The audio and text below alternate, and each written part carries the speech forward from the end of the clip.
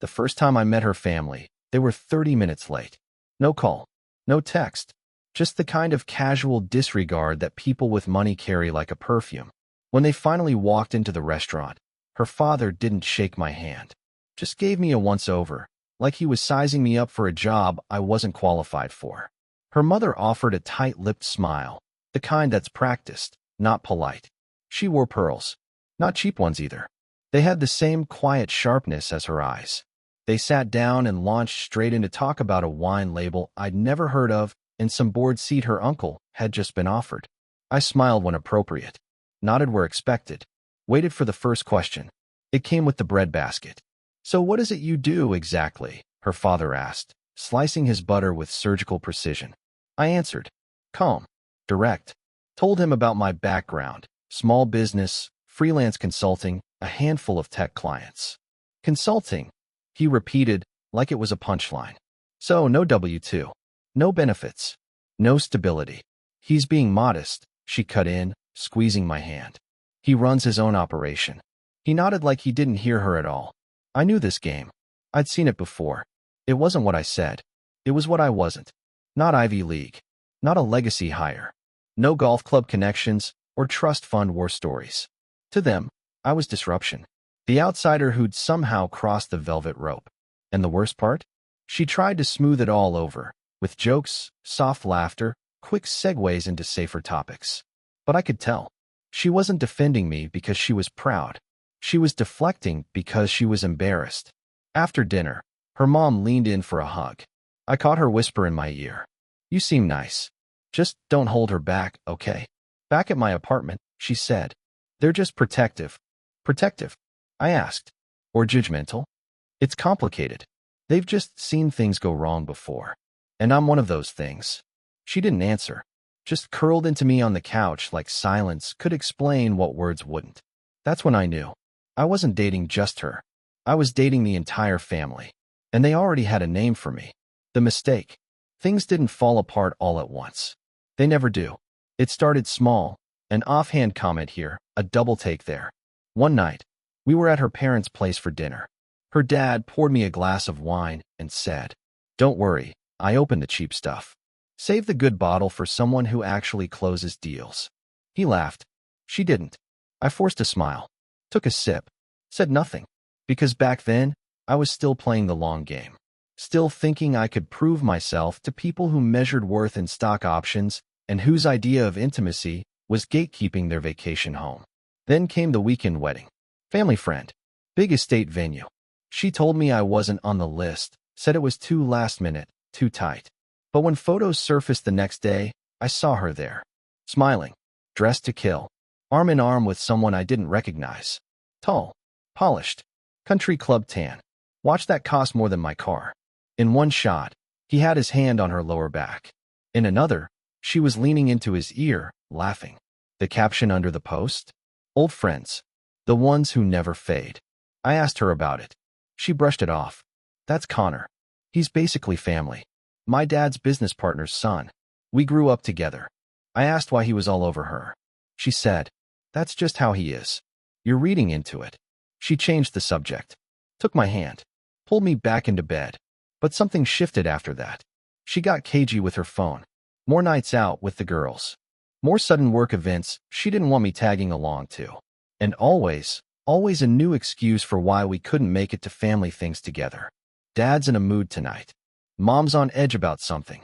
Let's just skip this one. We'll do the next." Then one day, I stopped by her apartment unannounced. Door was unlocked. Voices inside. Laughter. I walked in. She was in the kitchen, not with Connor, but her cousin. Still, something felt off. She froze when she saw me. "What are you doing here?" she asked too quickly. "You left your charger. You didn't text first." I didn't know I had to. She looked shaken. Not guilty. Just nervous. Like a card player whose hand had been glanced at before she folded. Later that night, I opened her laptop. I wasn't proud of it. But instinct is louder than pride. She'd forgotten to close her tabs. Emails. Photo folders. A calendar invite from 2 weeks ago. Dinner with Connor. 7:30. Just us. I clicked deeper. Found a thread with her mother. Lines that still sit behind my eyes like glass. "He's not the one. You know that. Connor makes more sense. Don't waste years trying to fix a mismatch. She'd sent back one reply. I know. I just don't know how to let go. She was already gone. I just hadn't been told yet. I didn't bring it up right away. She could tell something was off, though. She came over with takeout and too much perfume, like she was trying to smell like a memory instead of a person. I let her settle in. Let her talk about her day, laugh at a podcast I didn't hear, slip into the space next to me on the couch like she hadn't already mapped out her exit route. Then I asked, "You still talk to Connor?" She tensed, just enough to catch. Here and there. Saw a calendar invite. She didn't say anything for a few seconds. Then, "I was going to tell you." I waited. It was dinner. My dad set it up. I didn't want to go. "But you did." "Yes." I nodded. Not angry. Not loud. Just processing. "You going to see him again?" "I don't know." There it was. That space between truth and convenience. The one where liars feel safest. I didn't press. I just leaned back. Eyes on the ceiling. "You ever tell your family we were serious?" "Of course." "Did you ever defend me?" Silence.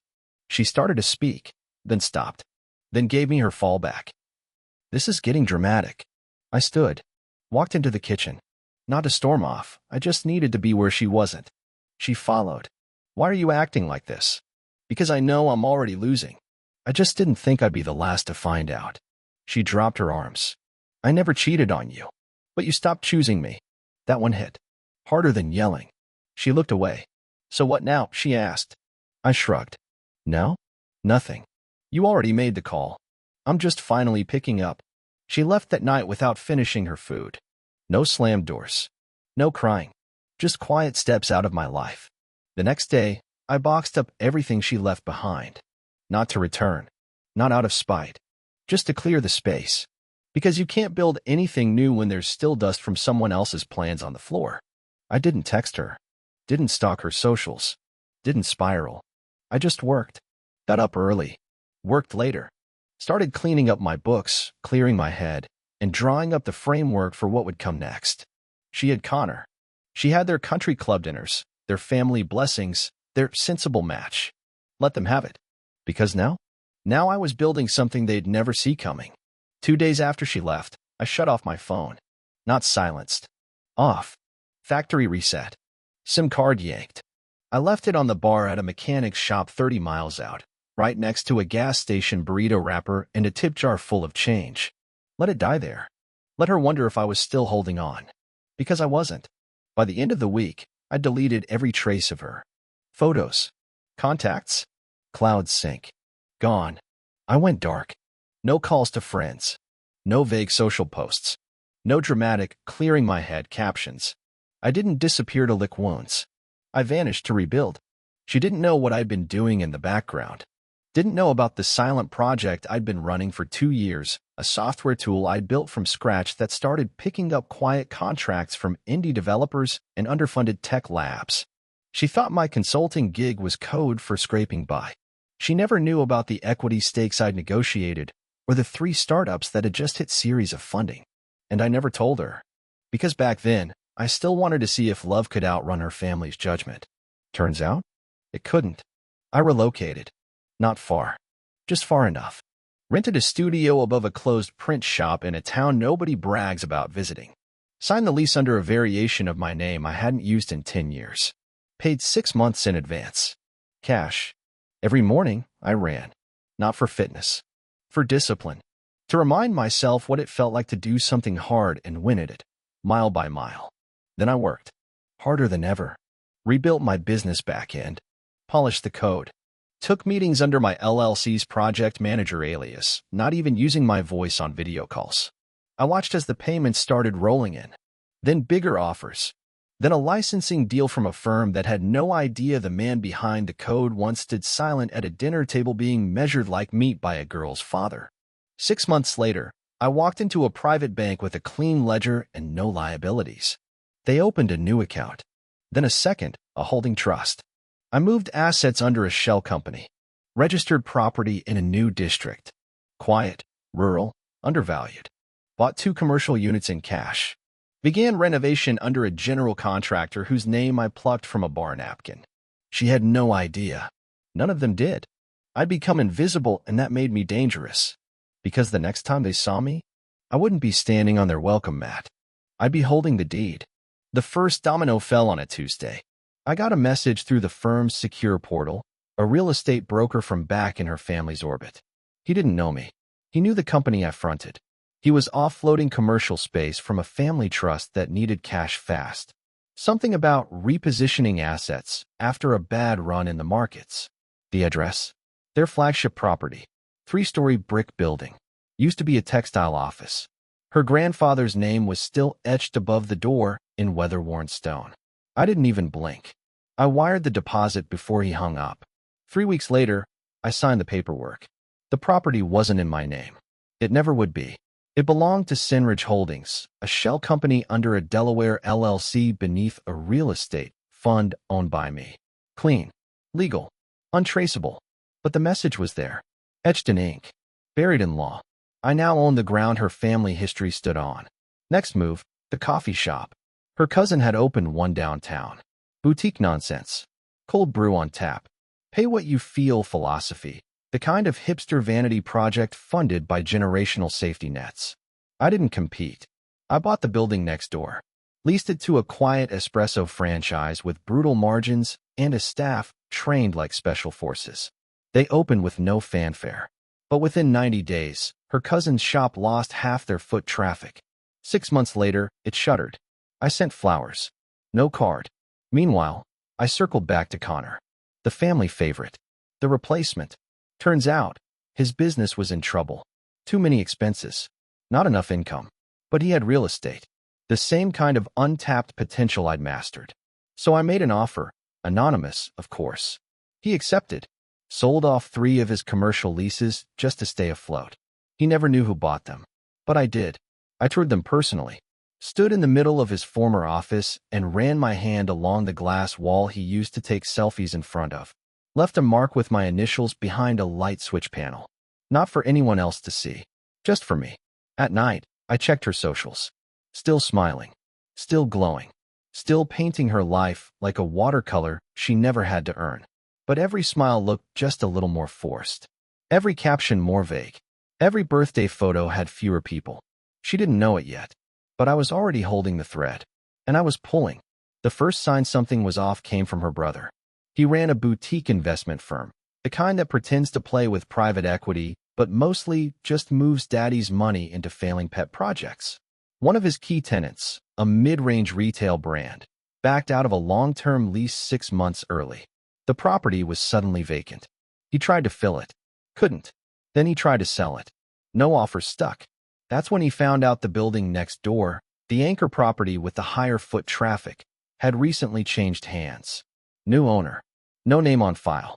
Just a holding company, Hargraves 7. He ran a background check. Didn't find much. Just a P.O. box in Nevada and a list of anonymous transactions that went in circles. But the way he started asking questions told me the seed had been planted. He didn't know who I was yet, but he knew someone was circling. Meanwhile, her mother made a mistake. She posted about an upcoming charity gala, the kind of event where everyone who mattered in their circles gathered to be photographed in gowns and whispered gossip. She named the venue. It happened to be one of mine. Not directly, of course, but the trust that owned the event space had just completed renovations under my authority. I called the event manager. Told her I'd be attending as a silent partner. No announcement. No sponsorship logo. Just a chair at a table reserved for the unnamed donor who kept the lights on. When I arrived, I didn't make a scene. Didn't wear anything flashy. Dark tailored suit. Crisp watch. A smile that didn't quite reach my eyes. I walked through the crowd and watched her father lock up like a retriever scenting smoke. He knew. Not all of it, but enough to twitch. He whispered to her. She turned. Our eyes met. She froze. Held her wine like it was an anchor. I raised my glass. To her. To him. To all of it. Then I walked right past them without a word. Didn't break stride. Didn't glance back. That was the fracture. The first undeniable moment where their world tilted, and they didn't know which direction gravity was pulling anymore. She reached out 3 days later. Blocked number. Voicemail only. Hey, I think we should talk. I know you've been around. I I recognize some of what's happening. If this is you, just say it. I just want to understand what this is. I didn't reply. Not yet. Because it wasn't time to explain. It was time to tighten. It started with a name. The family name. Etched in stone above an old financial building downtown. A landmark, really. One of the last physical pieces of their generational wealth, her grandfather's old investment house turned private museum turned vanity project. Tours were held once a month. Articles written about it. Legacy speeches given beneath chandeliers no one had cleaned in a decade. It was her father's obsession. Keeping that building in the family was his final crusade. Too bad he'd failed to notice the mortgage refinance buried in his sister-in-law's trust paperwork 2 years ago. Too bad she defaulted. Too bad I'd bought the debt through a shell entity 3 states over. Too bad he had no idea the foreclosure had been filed, until the plaque with their last name was quietly removed one morning and replaced with one that simply read, H7 Holdings. He called the city. He called the bank. He called the building manager. And then, out of desperation, he called me. He didn't know it was me yet, just that someone had manipulated the system and taken something sacred. The next call came from her. This time, she didn't leave a voicemail. Just a text from a new number. It was you, wasn't it? No punctuation. No emotion. Just realization. I still didn't respond. Because a man doesn't need to confirm what she already knows. That week, the article dropped. Headline: Local legacy lost. Investment landmark quietly sold after generations. They weren't named directly, but anyone in their circle knew exactly who the story was about. Her family was no longer an institution. They were a case study in what happens when you mistake inheritance for immunity. I was at a cafe when I saw the article on someone's tablet. The guy reading it was in a suit. Nice one. He shook his head, muttered, "Damn, that's brutal." I smiled into my coffee. Yeah, happens fast. Behind all the money, behind the influence, behind the curated smiles and fake generosity. They were exposed. Not for scandal. Not for crime. Just for losing. And people like them? They fear nothing more than that. She sent one more message. You got what you wanted. I hope it was worth it. I almost replied. Almost. But what would I say? I didn't want revenge. I wanted to be unreachable. You made that easy. Instead, I closed the message, deleted the number, and watched the cracks widen. Because this wasn't over. It was just getting clean. It was early evening when I heard the knock. 3 soft hits. Not loud. Not uncertain either. I knew it was her before I opened the door. She stood there in a long coat, eyes sunken behind flawless makeup. Same scent. Same voice when she finally spoke. I had to come in person. I didn't move. Just leaned against the doorframe. Then talk. She looked around, like she was checking for cameras, witnesses, or ghosts.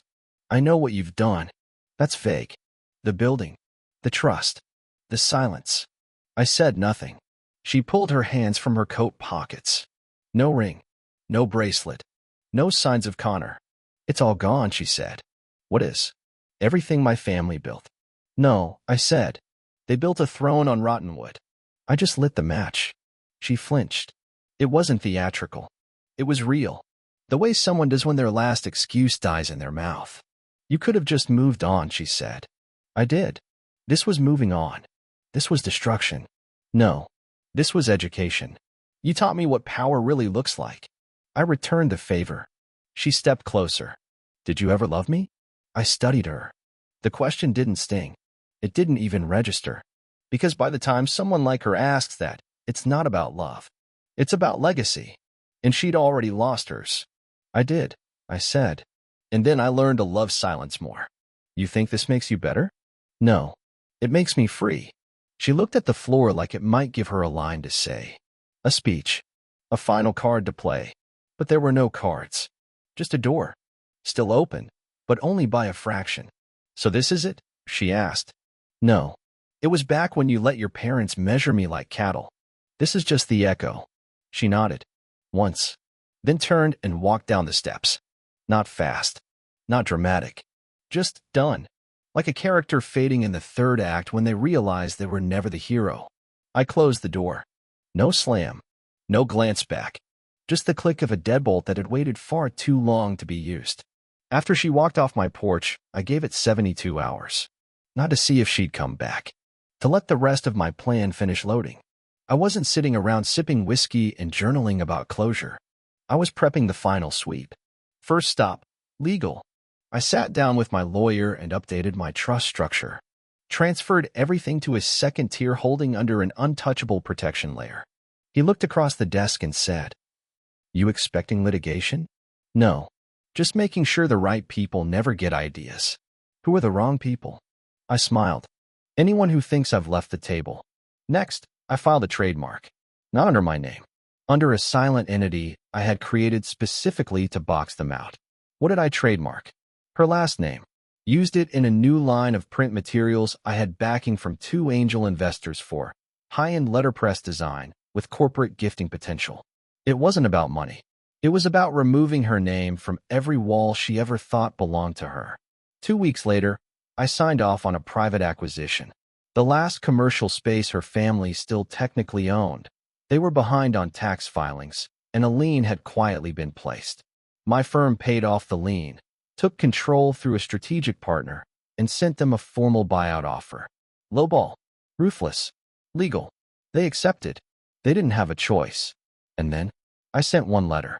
A clean envelope. Typed. Unmarked. Delivered through counsel. You are no longer authorized to operate any branded assets bearing your family name. You have 30 days to remove all signage, letterhead, and digital property or face formal injunction. It hit like a pipe bomb. Not publicly, privately. They tried to push back through a family lawyer. Didn't even get past the initial filing. Everything had already been locked up, patented, owned, and routed through the legal firewall I'd been building for nearly a year. They didn't know it, but they'd been bleeding authority the second I bought their flagship. Now, they were just names on paper. No property, no leverage, and no legacy left to lean on. The best part? I didn't need to be in the room. They crumbled without me saying a word. Her dad stepped down from his last advisory role.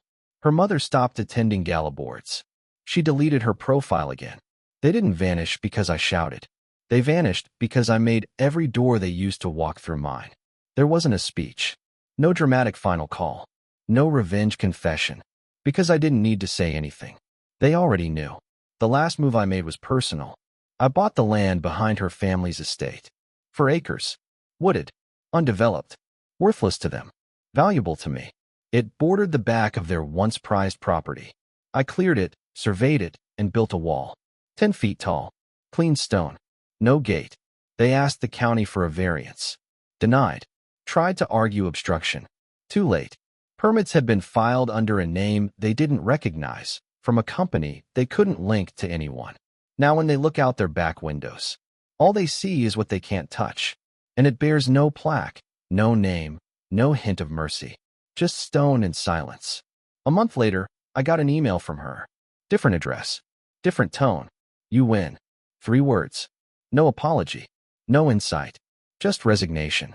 I didn't reply. That wasn't a conversation starter. That was a tombstone. I didn't move on. I moved over. Over the wreckage. Over the judgment. Over the weight they once tried to hang around my neck like a leash. They wanted a man they could manage. Instead, they built the man who now signs the lease they can't afford to break. People think revenge has to be fire and fury. They don't understand the better version. Control. Not rage. Not chaos. Not proving your worth. Owning the proof. They whispered about me now. Her old friends. Her uncle's business partners. People who once nodded politely when I entered a room now shifted when I stepped in, trying to remember if they'd ever laughed when they shouldn't have. I didn't date for a long time. Not because I was bitter. Because I was busy. Building. Stacking. Protecting what I owned. And ensuring no one like her ever came close again. The last time I saw her was at a fundraising event 2 towns over. She wore a black dress. Alone.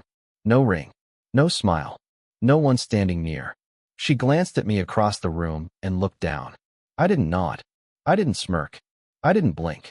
Just turned back to the conversation I was having with a city council member who happened to be reviewing permits for a new development I was backing. That's how you win. Not with rage. Not with apologies. With permanence. You take what they thought they owned, and you build a wall so high and so quiet. They spend the rest of their lives guessing what's on the other side.